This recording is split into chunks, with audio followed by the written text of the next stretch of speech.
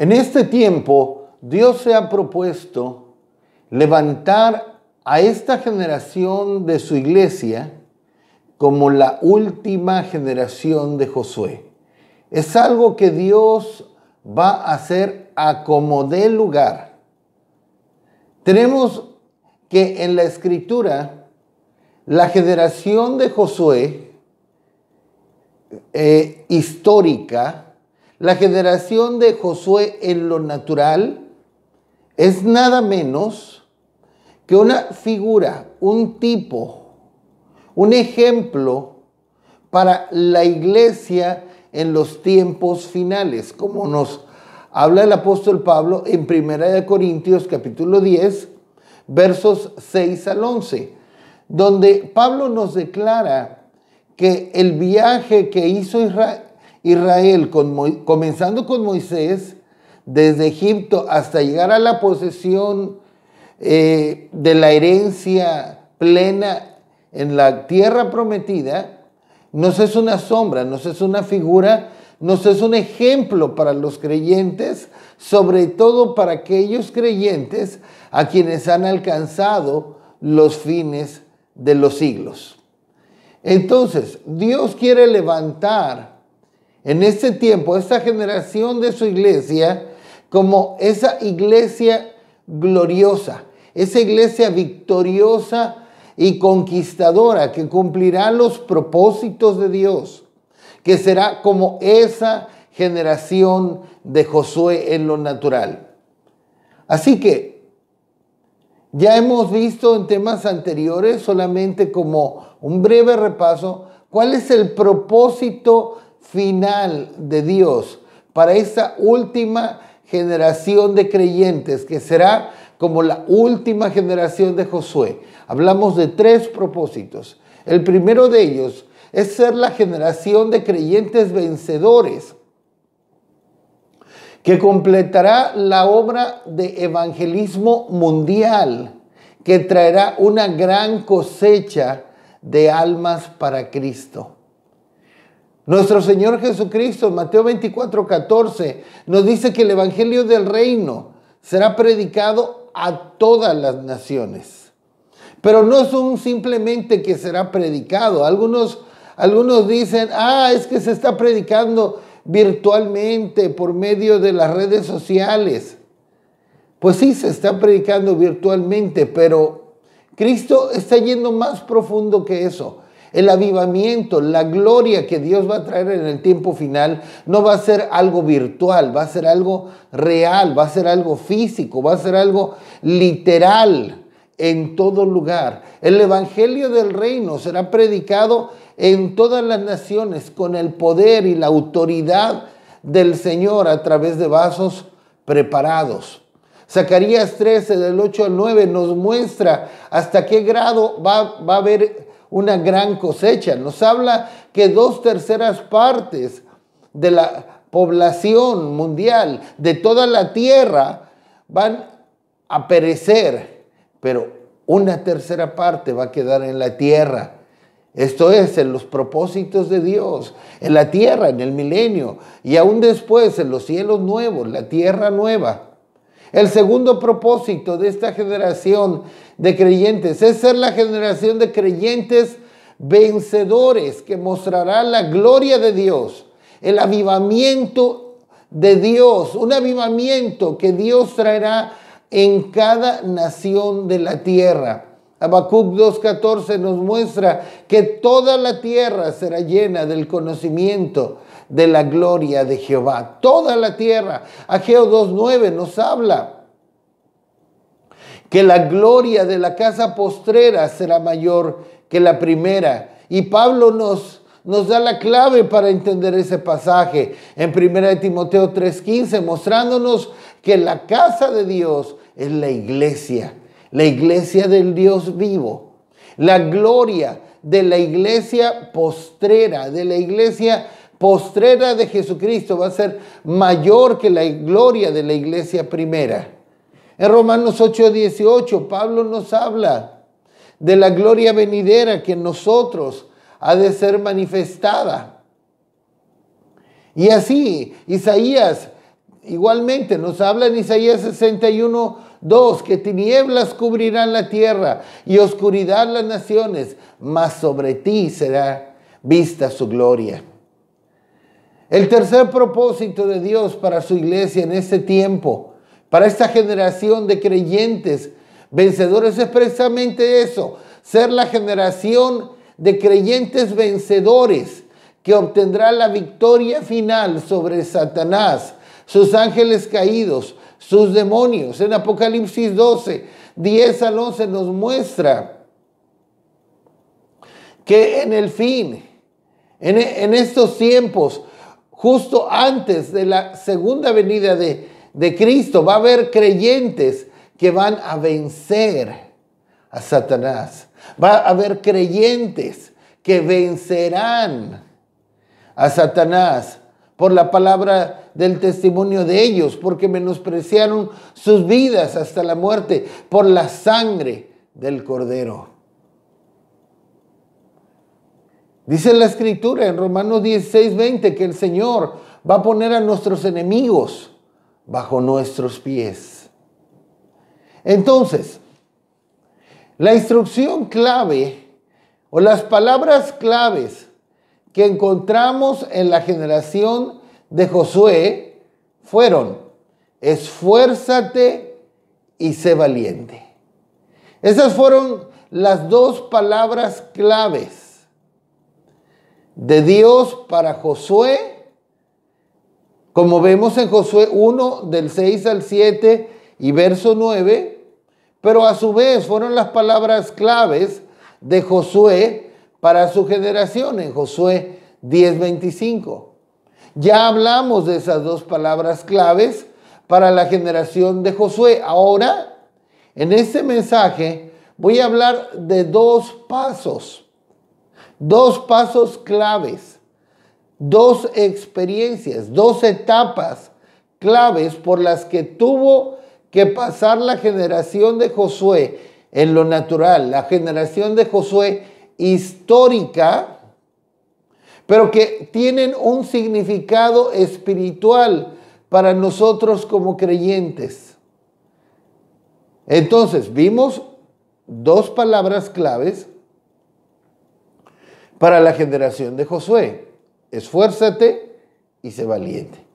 Hoy quiero hablarles en esta ocasión sobre dos pasos claves por los que tuvo que pasar la generación de Josué antes de entrar a los propósitos de Dios de conquistar la tierra. Y estos dos pasos son: 1, el cruce del Jordán, y 2, la circuncisión en Gilgal. Vamos a ver el cruce del Jordán. ¿De qué nos habla el cruce del Jordán? El cruce del Jordán tiene mucho significado espiritual para nuestras vidas como creyentes. Es un paso clave para la generación de Josué en lo natural, en aquel tiempo, como para la generación de Josué en ese tiempo. Para esto vamos a ver en Josué capítulo 3, versos 15 y 16. Cuando los que llevaban el arca entraron en el Jordán, y los pies de los sacerdotes que llevaban el arca fueron mojados a la orilla del agua, porque el Jordán suele desbordarse por todas sus orillas todo el tiempo de la siega, las aguas que venían de arriba se detuvieron como en un montón bien lejos de la ciudad de Adam, que está al lado de Zaretán. Y las que descendían al mar del Arabá, al mar salado, se acabaron y fueron divididas, y el pueblo pasó en dirección de Jericó.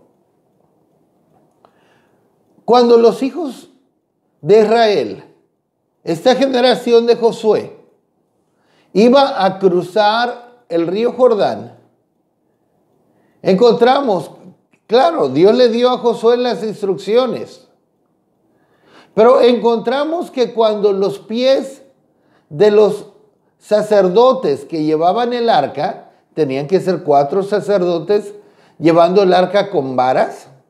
Cuando los pies de los sacerdotes tocaron el agua a la orilla, ¿qué sucedió? ¿Qué sucedió? Dice la Escritura que las aguas se detuvieron.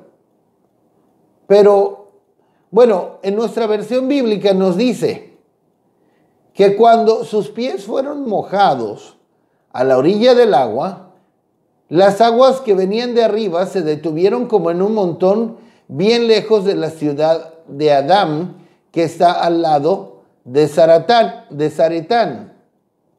Como que en nuestra versión bíblica que estamos ocupando, que es una excelente versión bíblica, la Reina Valera 1960, pero como que aquí está un poco más confuso. Si lo leemos en otras traducciones bíblicas, nos dice así. En la Biblia de las Américas nos dice: las aguas que venían de arriba se detuvieron y se elevaron en un montón, a una gran distancia en Adán, la ciudad que está al lado de Zaretán. En la Nueva Versión Internacional nos dice de esta manera: estas dejaron de fluir y formaron un muro que se veía a la gran distancia, más o menos a la altura del pueblo de Adán, junto a la fortaleza de Zaretán. Esa es la Nueva Versión Internacional. Ahora, en otra versión bíblica, la Nueva Traducción Viviente, nos dice así: el agua que venía de río arriba dejó de fluir y comenzó a amontonarse a una gran distancia de allí, a la altura de una ciudad llamada Adán, que está cerca de Zaretán. ¿Qué nos está mostrando esto? Cuando los pies de los sacerdotes tocaron las aguas del río Jordán, las aguas que venían río arriba en el Jordán se detuvieron y se amontonaron de alguna manera a lo lejos, en una ciudad que estaba a lo lejos, y esa ciudad se llamaba Adán o Adam. A final de cuentas, es la misma palabra, Adán o Adam, con N o con M. Ahí se detuvieron en esa ciudad. Ahí se detuvo el fluir de las aguas del río Jordán. Ahí a lo lejos, en la ciudad de Adán, que está al lado de Zaretán. Y de esta manera, estas aguas dejaron de fluir hacia donde estaban los hijos de Israel que iban a cruzar. Se secó el lecho del río. Entonces pudieron cruzar en seco. Las aguas dejaron de fluir hacia el Mar Muerto. Con esto podemos ver que el cruce del río Jordán que experimentó la generación de Josué se relaciona con cortar el fluir que viene de Adán hacia nosotros y que nos lleva a la muerte. Quiero repetirlo. Las aguas del Jordán se detuvieron en Adán, ahí quedaron detenidas y dejó de fluir el agua hacia los hijos de Israel, hacia donde estaban ellos para cruzar. Y ya no llegaron esas aguas hacia el Mar Muerto. Esto nos está hablando que ese cruce del Jordán que experimentó la generación de Josué histórica en lo natural, se relaciona con cortar el fluir que viene de Adán. Adán, el nombre del primer hombre viviente, hacia nosotros y que nos lleva a la muerte. Adán. Vamos a ver en Romanos capítulo 5, versos 12 al 14. Por tanto, como el pecado entró en el mundo por un hombre, y por el pecado la muerte, así la muerte pasó a todos los hombres, por cuanto todos pecaron. El pecado entró al mundo por un hombre, y por el pecado la muerte, así la muerte pasó a todos los hombres, por cuanto todos pecaron. Pues antes de la ley había pecado en el mundo, pero donde no hay ley, no se inculpa de pecado.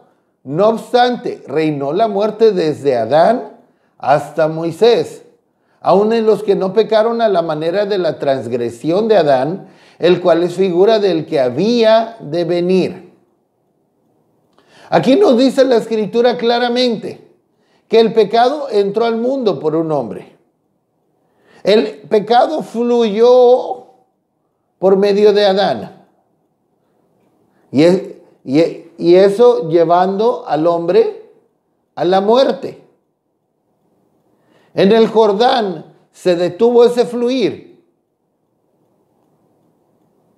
hacia los hijos de Israel, que a su vez los llevaba a la muerte o los llevaba a la muerte. Adán habla de nuestra antigua naturaleza, nuestra naturaleza rebelde, nuestra naturaleza caída, nuestra naturaleza pecadora, que nos lleva a la muerte espiritual. Así que el cruce del Jordán es un símbolo espiritual que se ha tratado con nuestra naturaleza pecadora, con nuestra naturaleza caída, con nuestra naturaleza adámica. De eso nos habla el cruce del Jordán, de que nuestra naturaleza caída, pecadora, adámica, sea tratada. Nos habla, en otras palabras, de la muerte, de la vida crucificada, de ser muertos al pecado, como nos habla Romanos 6:6. El río Jordán nos habla de muerte. Lo podemos confirmar constantemente en la Escritura. Miren, el río Jordán desciende hasta llegar al mar muerto, a la muerte. De hecho, el mar muerto debe su nombre a que sus aguas son de 6 a 7 veces más saladas que las del resto de los océanos. Por su gran salinidad, es imposible que en las aguas del mar muerto haya vida acuática, haya animales acuáticos. Si un pez por error llegara a caer a las aguas del mar muerto, se muere. Se muere. No puede haber vida. Es el mar muerto, a donde desemboca el Jordán. El río Jordán en hebreo significa el que desciende. Comienza en las montañas altas y va bajando, terminando en el lugar más bajo del planeta Tierra, que está a 427 metros debajo del nivel del mar. Es el mar muerto. Esto nos habla del camino descendente simbólico de un hombre hasta llegar a la muerte. Elías cruzó el Jordán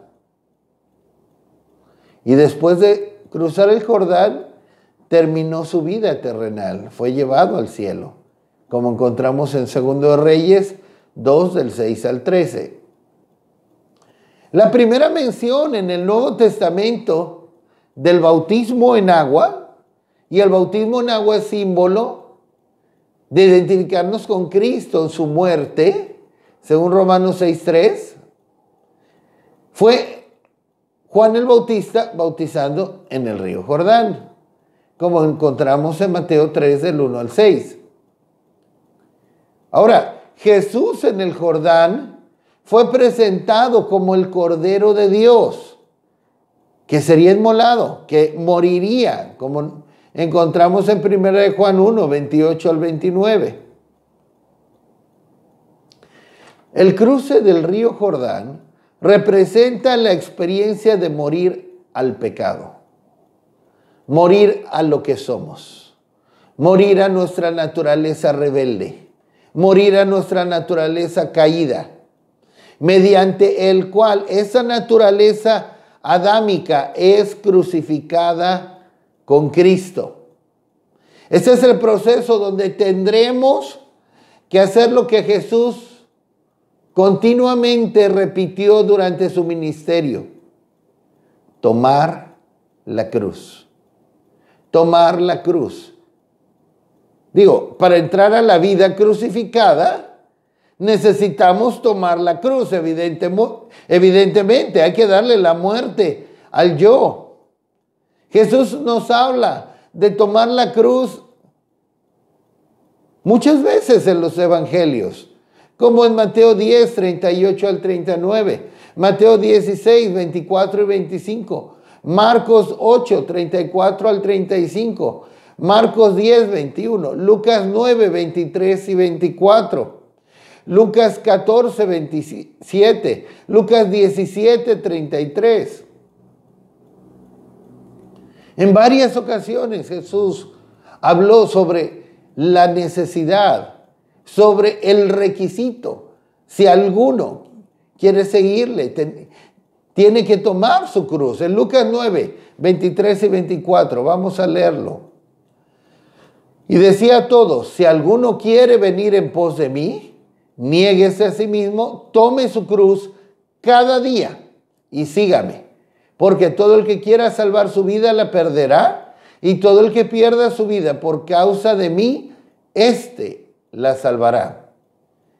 Jesús decía: si alguno quiere venir en pos de mí, si alguno quiere ser mi discípulo, debe tomar su cruz cada día.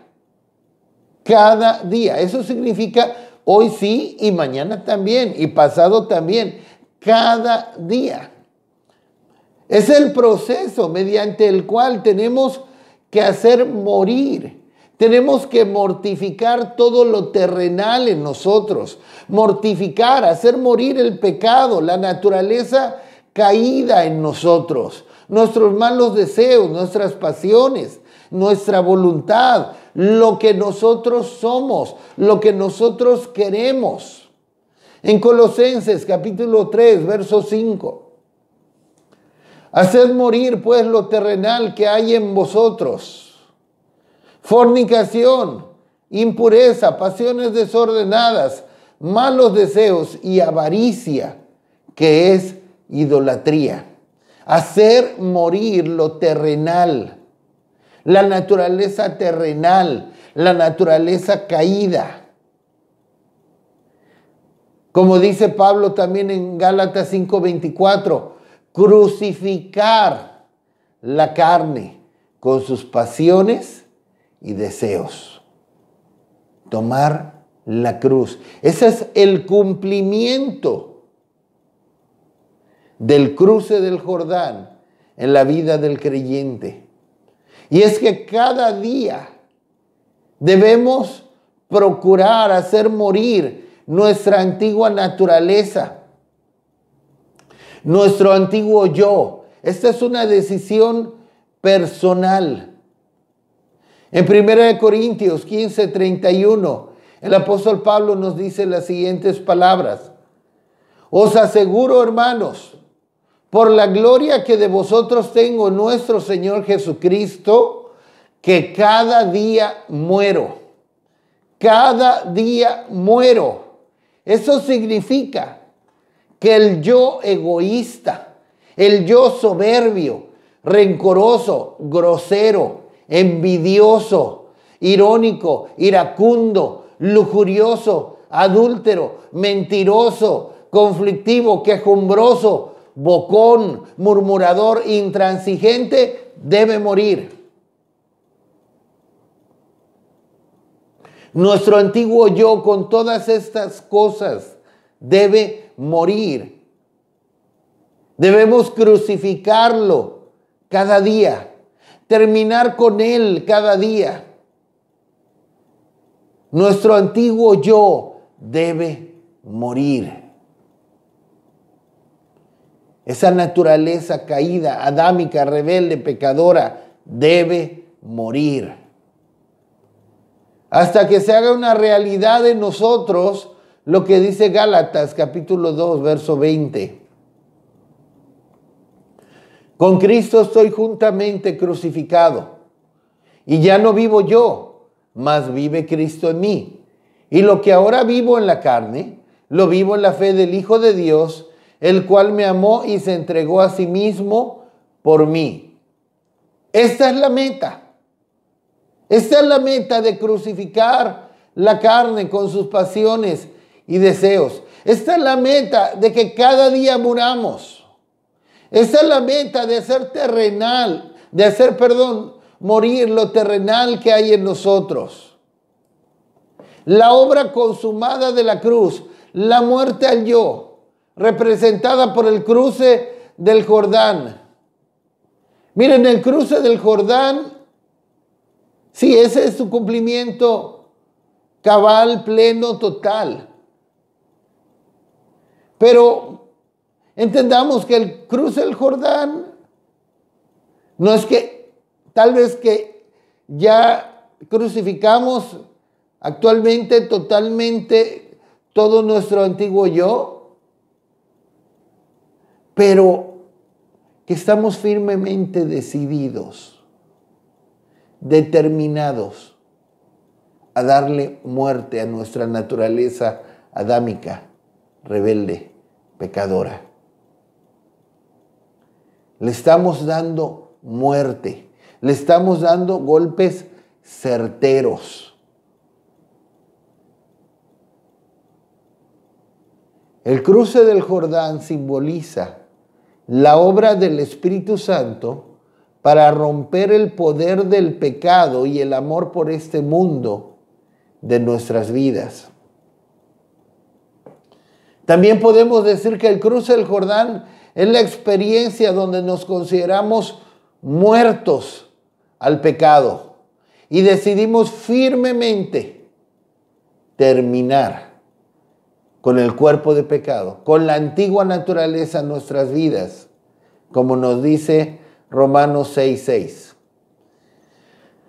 Sabiendo esto, que nuestro viejo hombre fue crucificado juntamente con él para que el cuerpo de pecado sea destruido, a fin de que no sirvamos más al pecado.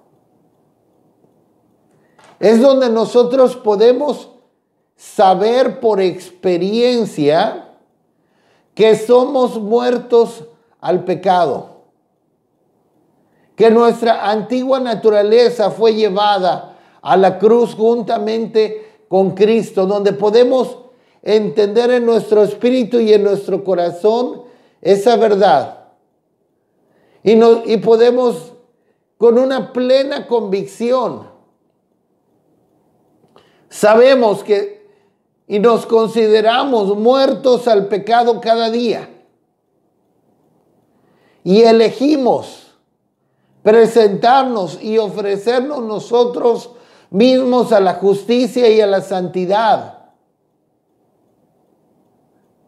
Hemos propuesto terminar por completo con ese cuerpo de pecado, con esa antigua naturaleza que fluye desde Adán a nosotros.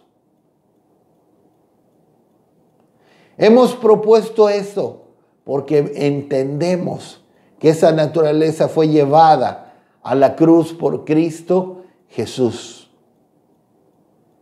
Y escogemos andar en santidad delante de Dios. La santidad es una elección que tendremos que tomar, luchando contra nuestra antigua naturaleza, dándole muerte cada día a nuestra naturaleza.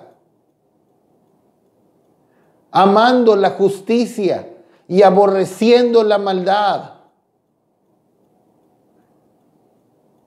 Con ese entendimiento, aborreciendo lo profano y amando lo que es santo. Es una decisión que debemos tomar cada día con ese entendimiento que fuimos crucificados juntamente con Cristo. Ahora voy a terminar con el cuerpo de pecado, con esa antigua naturaleza, crucificándola cada día, dándole muerte cada día, hasta que ya no viva yo, sino que Cristo viva en mí.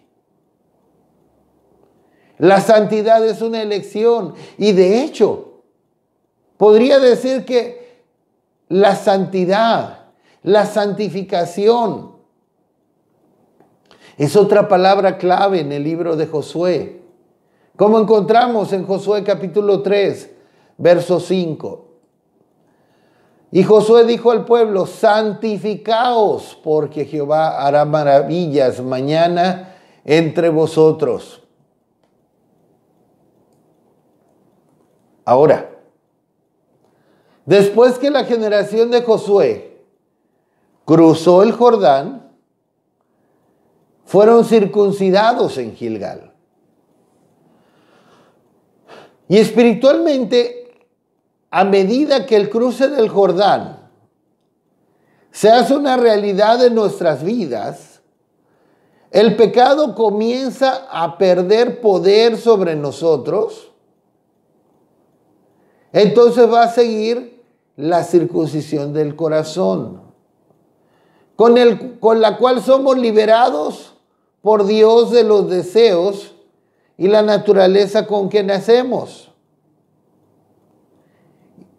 Y nos es formada en nosotros una nueva naturaleza.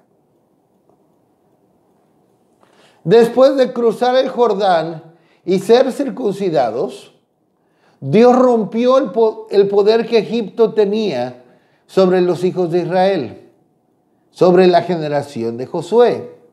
A partir de allí, nunca más quisieron volver a Egipto, lo cual representa al mundo. Eso lo podemos ver en Josué 5, del 8 al 9. Así que, entrando a la circuncisión, Gilgal. ¿Qué es la circuncisión física? ¿En qué consiste la circuncisión física? Es cortar el prepucio del varón. ¿Ok?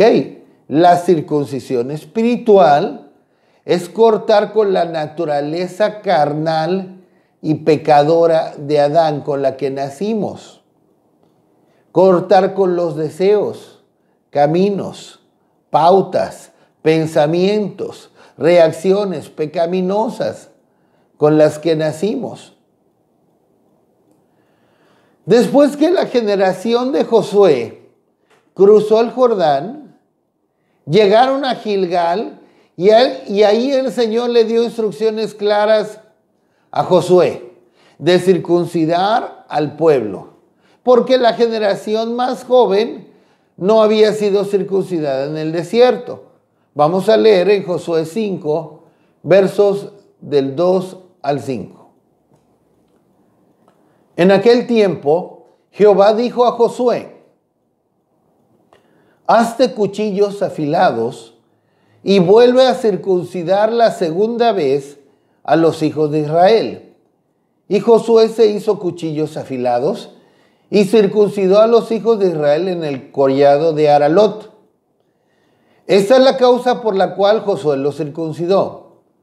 Todo el pueblo que había salido de Egipto, los varones, todos los hombres de guerra, habían muerto en el desierto por el camino, después que salieron de Egipto, pues todos los del pueblo que habían salido estaban circuncidados. Mas todo el pueblo que había nacido en el desierto por el camino, después que hubieron salido de Egipto, no estaba circuncidado.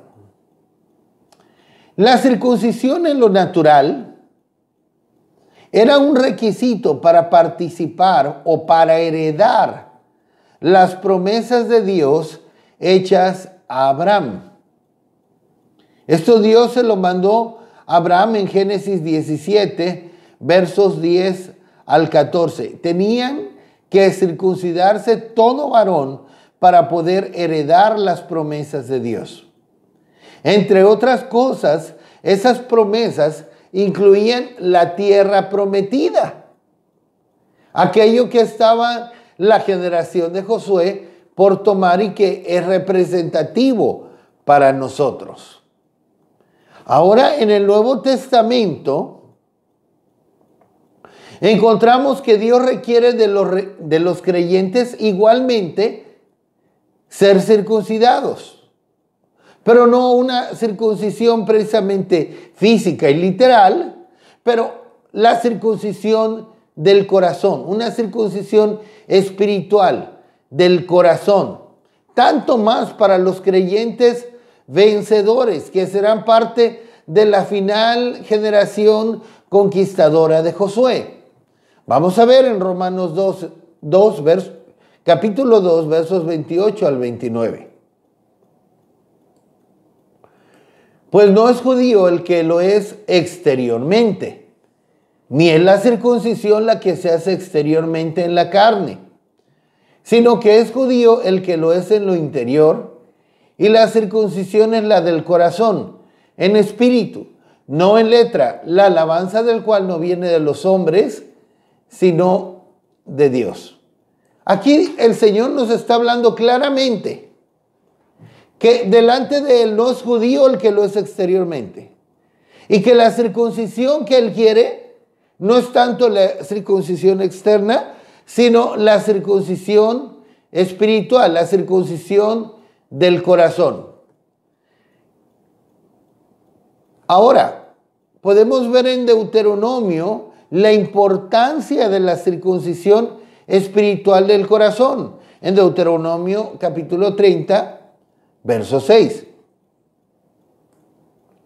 Y circuncidará Jehová tu Dios tu corazón y el corazón de tu descendencia, para que ames a Jehová tu Dios con todo tu corazón y con toda tu alma, a fin de que vivas. El Señor desea circuncidar nuestros corazones. ¿Para qué? Para que podamos amarlo con todo nuestro corazón. Y debemos ser dóciles para que el Señor haga esa obra en nosotros. Aquí nos dice, circuncidará Jehová tu Dios tu corazón y el corazón de tu descendencia. Debemos ser dóciles para que el Señor haga esa obra en nosotros, cortando el prepucio de nuestro corazón. Prepucio de nuestro corazón. Eso suena bastante extraño. Bueno, la Escritura nos habla precisamente de eso, de cortar el prepucio de nuestro corazón, circuncidar el prepucio de nuestro corazón. En Deuteronomio 10:16. En Jeremías 4:4.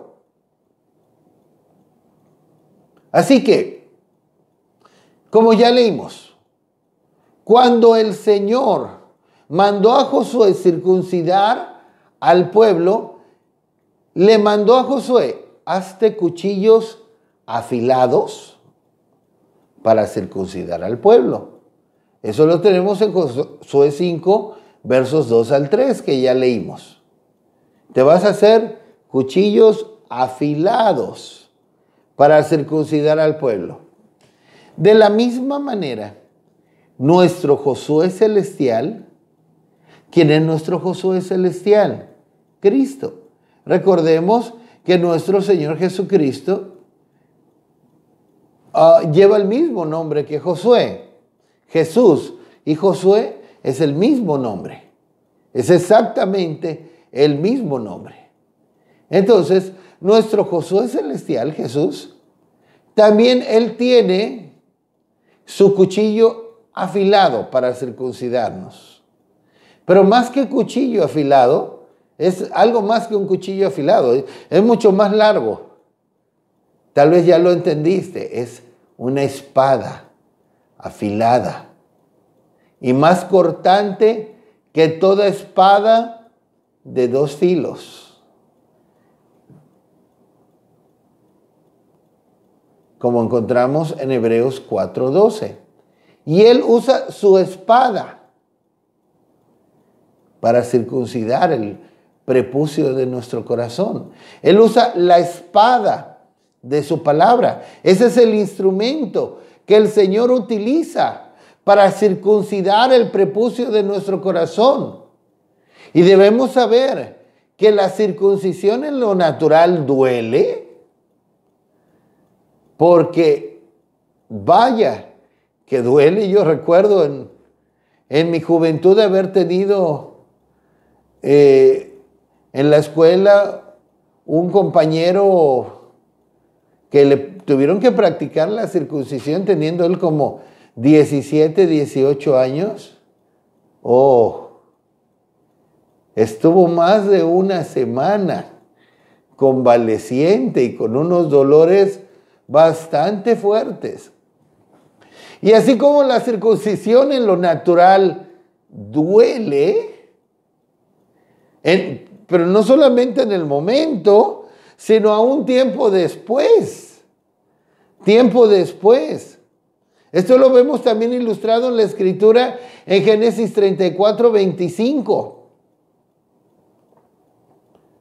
Cuando los hijos de Jacob le dijeron a los siquemitas que para poderse casar unos con otros tenían que circuncidarse. Ellos se circuncidaron al tercer día, cuando el dolor era más terrible, fueron y los mataron a todos.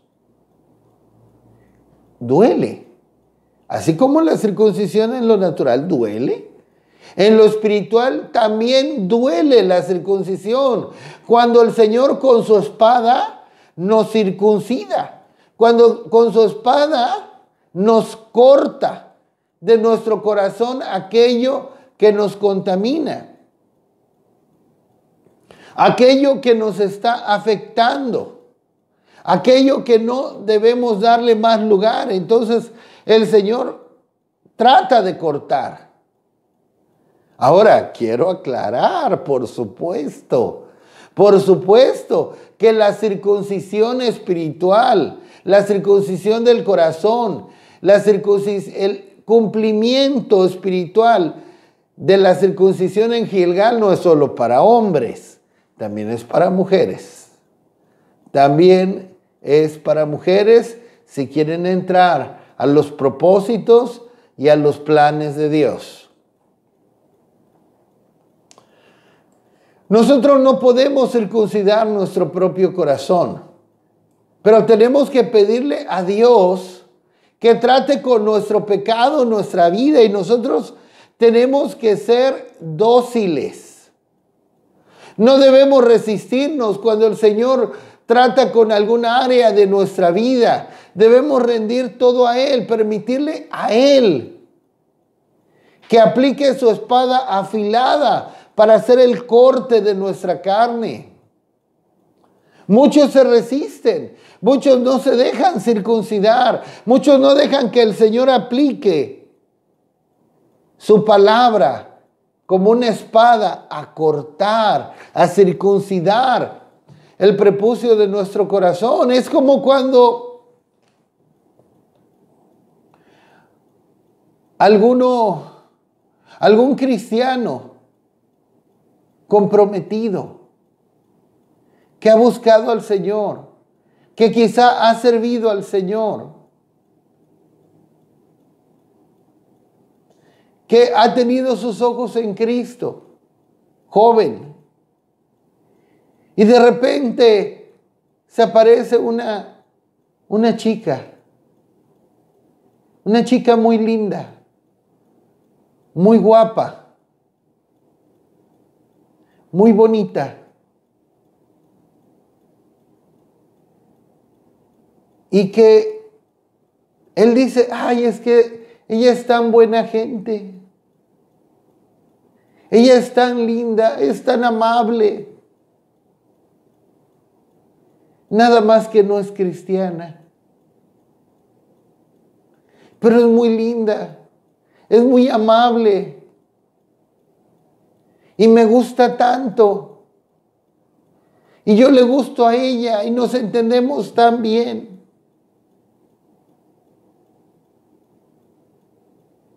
Y el joven se enamora. El joven cristiano se enamora. ¿Y qué sucede? De repente llega el Señor con la espada a circuncidar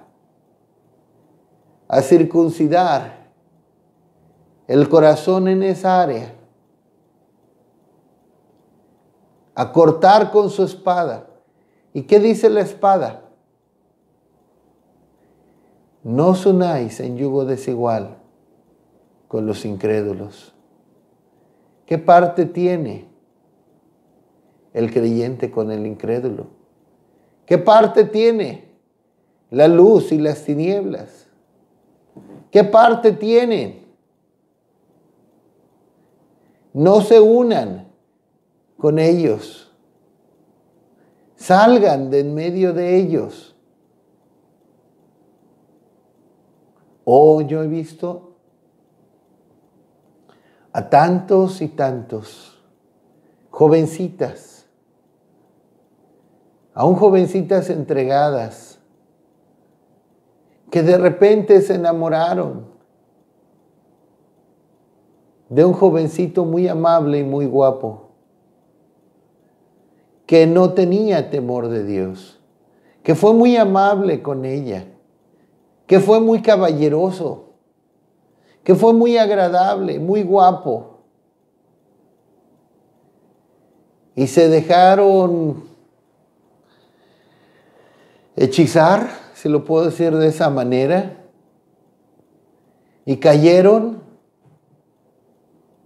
se enamoraron de ellos. El Señor quiso circuncidar con su espada. Ellas no lo permitieron y las he visto sufrir y sufrir y sufrir y sufrir. Sin embargo, todo mundo piensa, pero a mí no me va a pasar. Todo mundo lo piensa así. Todo mundo cree eso. No, sí, bueno, a ellos sí, pero a mí no me va a pasar. Y a todos les pasa. El camino de Dios es claro. Por algo Dios nos dice las cosas. Dios no nos prohíbe. Dios está tratando de hacernos bien. Dios nos está mostrando que todo te es lícito, pero no todo te conviene. Yo quiero que te vaya bien y por eso te doy en mi palabra mi consejo. Pero bueno, como este ejemplo, podríamos hablar de muchos otros ejemplos, muchas otras ideas donde el Señor con su espada trata de circuncidarnos. Y va a doler, pero va a ser una obra eterna en nosotros.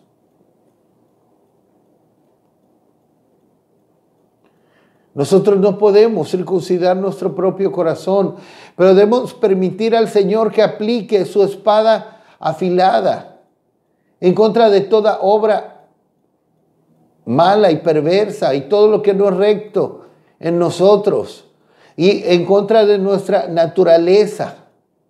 Dejarlo actuar. También la Escritura nos habla de otras formas de circuncisión, solo como una mención. Circuncisión de oídos para oír al Señor, como en Jeremías 6:10, Hechos 7:51. Circuncisión de labios, como en Éxodo 6:12, Éxodo 6:30. Moisés le decía a Dios, Señor, yo soy torpe de labios. Así aparece en nuestra versión bíblica. Pero en otras versiones nos dice, soy incircunciso de labios. como en la versión Reina Valera 1865, la Reina Valera 1909, la Reina Valera 2000, aún la versión King James Version en inglés. Moisés le está diciendo al Señor, soy incircunciso de labios, como para hablar la palabra del Señor. Así que la generación de Josué en lo natural no podía heredar la tierra prometida ni tener parte en las promesas de Abraham a menos que estuvieran circuncidados. De la misma manera, para nosotros, para la nueva generación, nueva y última generación de Josué, para entrar a la herencia plena de Dios, para cumplir con los propósitos y los planes de Dios para este tiempo final. Esos tres planes de los cuales hablamos al principio, de una gran cosecha, un gran avivamiento y una gran victoria, debemos experimentar la circuncisión espiritual del corazón. No podremos entrar a la herencia o al cumplimiento de los planes y los propósitos de Dios, a la herencia plena de Dios sin tener un corazón circuncidado. Ezequiel 44, verso 9. Así ha dicho Jehová el Señor: ningún hijo de extranjero incircunciso de corazón e incircunciso de carne entrará en mi santuario, de todos los hijos de extranjeros que están entre los hijos de Israel. La incircuncisión representa impureza. Y para poder habitar en la presencia de Dios, para cumplir con los planes de Dios, la suciedad de nuestra naturaleza carnal debe ser cortada. En 2 Corintios capítulo 7, verso 1. Así que, amados, puesto que tenemos tales promesas, limpiémonos de toda contaminación de carne y de espíritu, perfeccionando la santidad en el temor de Dios. Puesto que tenemos tales promesas, el apóstol Pedro nos dice en 2 de Pedro 1:4 que tenemos preciosas y grandísimas promesas.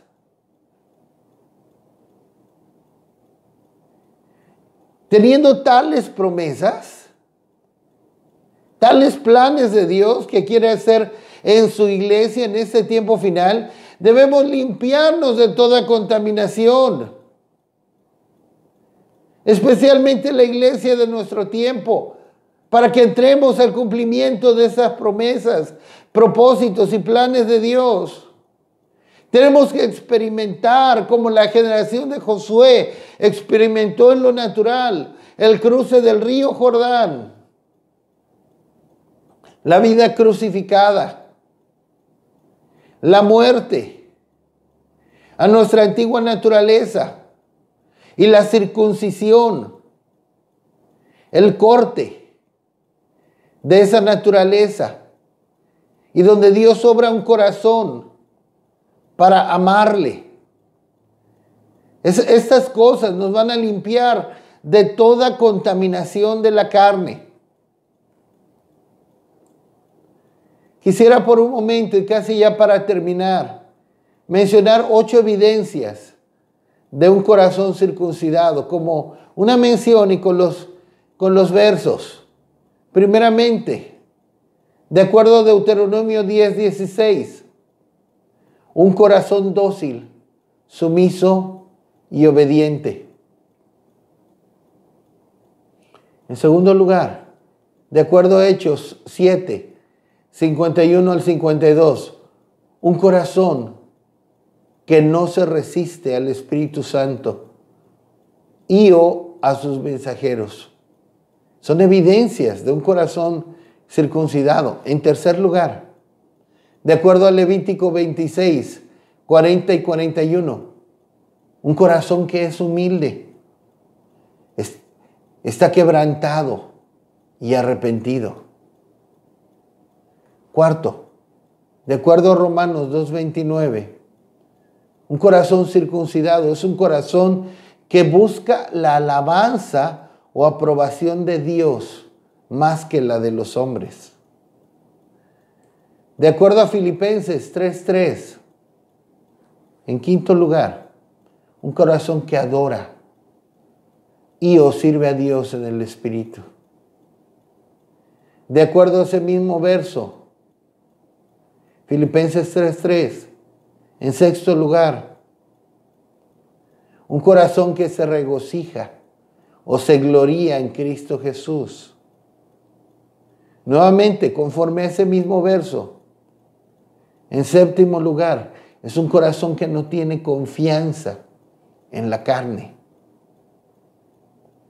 De acuerdo a Deuteronomio 30, verso 6, es un corazón que está completamente enamorado del Señor, que ama al Señor. Como iglesia, es necesario que nosotros permitamos al Señor que haga una obra profunda de limpieza en nuestras vidas. Debemos someternos a la circuncisión de la espada del Señor. El Señor va a llevar a su iglesia al avivamiento, a la gloria que Él ha prometido, a grandes victorias, a una gran cosecha, pero es necesario ser circuncidados, es necesario pasar por el Jordán. En el caso de la generación física y natural de Josué, su batalla era contra enemigos naturales y físicos. La batalla del cristiano es contra enemigos espirituales. Pero así como la generación de Josué en lo natural no podía ir y conquistar sin cruzar, sin pasar por estos dos pasos claves, el cruce del Jordán y la circuncisión en Gilgal, de la misma manera, la iglesia de esta última generación de Josué no entrará a los propósitos, a los planes, a estas promesas maravillosas de Dios, si no pasa por estas dos experiencias claves. Así que en estos mensajes hemos hablado cuál es el propósito de Dios para su iglesia final, para hacerla una iglesia conquistadora, una iglesia vencedora, como lo fue la generación de Josué en lo natural, histórica, la última generación de la iglesia de Cristo. Ya hemos visto la evidencia profética. Estamos en la última generación de la iglesia de Cristo. Es tiempo que la iglesia de Cristo se levante como una iglesia vencedora, como una iglesia poderosa, como una iglesia que cumple los propósitos de Dios más que los suyos propios. Y para esto Dios le da dos palabras claves a su iglesia de este tiempo: esfuérzate y sé valiente.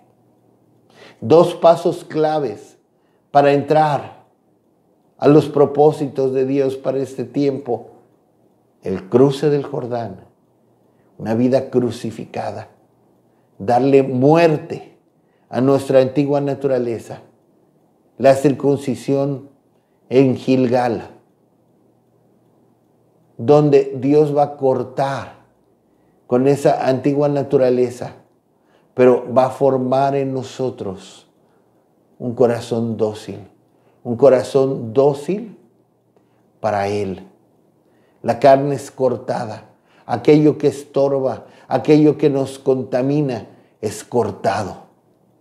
Y entonces la iglesia de Cristo será esa generación de soldados valientes, de esos soldados valientes que conquistarán la tierra, que traerán una gran cosecha, en los cuales se manifestará la gloria de Dios, y los cuales van a tener una gran victoria sobre Satanás y el reino de las tinieblas para gloria de Dios. Aleluya. Amén.